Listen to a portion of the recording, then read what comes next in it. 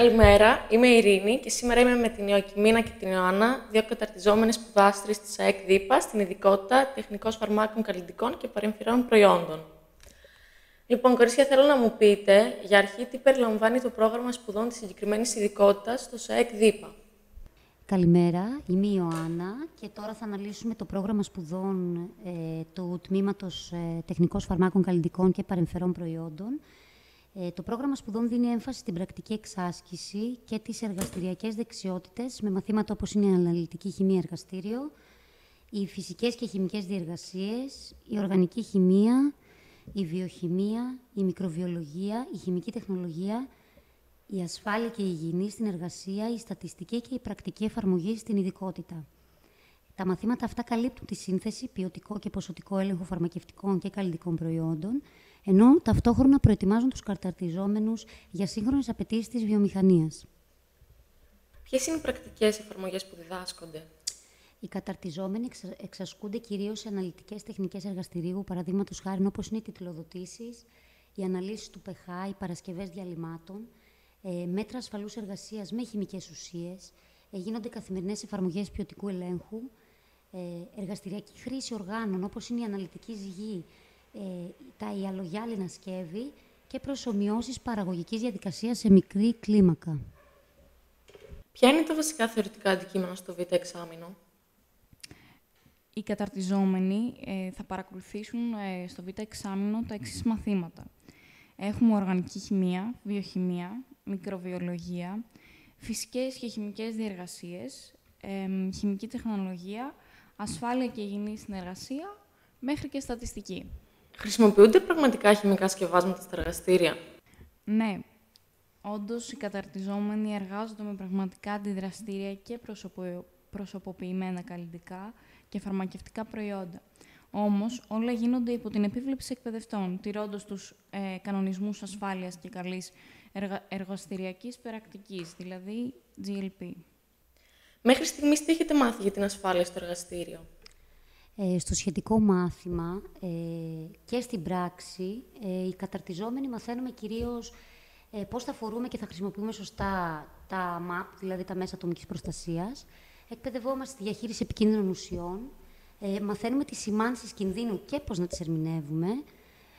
Σαφώς γνωρίζουμε βασικές πρώτες βοήθειες σε περίπτωση ατυχήματος μέσα στο εργαστήριο και τηρούμε αυστηρά τα πρωτόκολλα υγιεινής και καθαριότητας. Σε τι ποσοστό βοηθάει η ανατομία και η φυσιολογία για τον τεχνικό φαρμάκων? Πολύ. Γιατί όταν καταλαβαίνεις πώς λειτουργεί το σώμα, μπορείς να δεις και πώς δρούν τα φάρμακα. Π.χ. αν παρασκευάζεις ένα σιρόπι για το αναπνευστικό, είναι άλλο να το κάνεις τυφλά και άλλο να ξέρεις τι γίνεται μέσα στον οργανισμό. Πώς θα μάθουμε να διαβάζουμε και να ερμηνεύουμε ετικέτες φαρμάκων? Γενικά, η κατανόηση των ετικετών είναι μια βασική δεξιότητα που θα έπρεπε κανονικά πολλοί να έχουν και δεν την έχουν. Οι καταρτιζόμενοι, λοιπόν, εκπαιδευόμαστε στην ανάγνωση των συστατικών, δραστικές ουσίες και έκδοχα, στην ερμηνεία οδηγιών χρήσης, συντήρησης και λήξης των προϊόντων, στην αναγνώριση των συμβόλων επικινδυνότητας CLP, GHS, στη συγκριτική ανάγνωση ετικετών σε φαρμακευτικά και καλλιτικά προϊόντα. Έχετε κάνει μέχρι στιγμής επισκέψεις σε φαρμακευτικές ή εργαστήρια? Ναι, θα έλεγα, και είναι πολύ εντυπωσιακό να βλέπεις από κοντά το περιβάλλον μιας φαρμακοβιομηχανίας. Εκεί όντως καταλαβαίνεις πραγματικά πόσο σοβαρός και οργανωμένος είναι ο τομέας αυτός. Παρόλο που είμαστε ακόμα στο Β' εξάμηνο, έχουμε κάνει αρκετές επισκέψεις. Έχουμε επισκεφθεί βιομηχανίες καλλιτικών, όπου είδαμε από κοντά μέσα στο χημείο πώς παρασκευάζονται τα προϊόντα και φτάνουν τελικά στον καταναλωτή. Ακόμη έχουμε επισκεφθεί και τον βιολογικό καθαρισμό της πόλης για να δούμε τη χημική τεχνολογία του νερού και πώς αυτό απολυμμένεται. Και έπονται και άλλες φυσικά δραστηριότητες στο Δ' εξάμηνο που φαντάζομαι θα επισκεφθούμε και φαρμακοβιομηχανίες και κάποια φαρμακεία. Και για να ολοκληρώσουμε, θέλω να μου πείτε ποια soft skills έχετε καλλιεργήσει μέχρι στιγμής στο Β' εξάμηνο.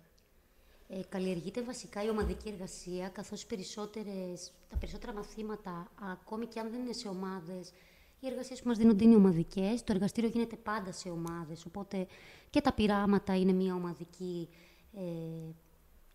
εργασία. υπάρχει σωστή επικοινωνία με συνεργάτες και εκπαιδευτές, οργάνωση χρόνου και χώρου εργασίας, κριτική σκέψη και ανάληψη ευθύνης και μεγάλη προσοχή στη λεπτομέρεια και την τήρηση των οδηγιών, ειδικά στα εργαστηριακά μαθήματα. Και εγώ αυτό θα έλεγα, ότι η επικοινωνία, η συνεργασία και κυρίως η υπευθυνότητα είναι πολύ βασικά στατικά για να μπορέσουμε να συνυπάρξουμε όλοι αρμονικά ως ομάδα. Στο εργαστήριο πρέπει να λειτουργούμε ως ομάδα, να ακούς, να μοιράζεσαι τα καθήκοντα και γενικά να μαθαίνεις να σέβεσαι τις διαδικασίες. Να έχεις συνέπεια και ακρίβεια. Ευχαριστώ πάρα πολύ, κορίτσια. Εμείς ευχαριστούμε.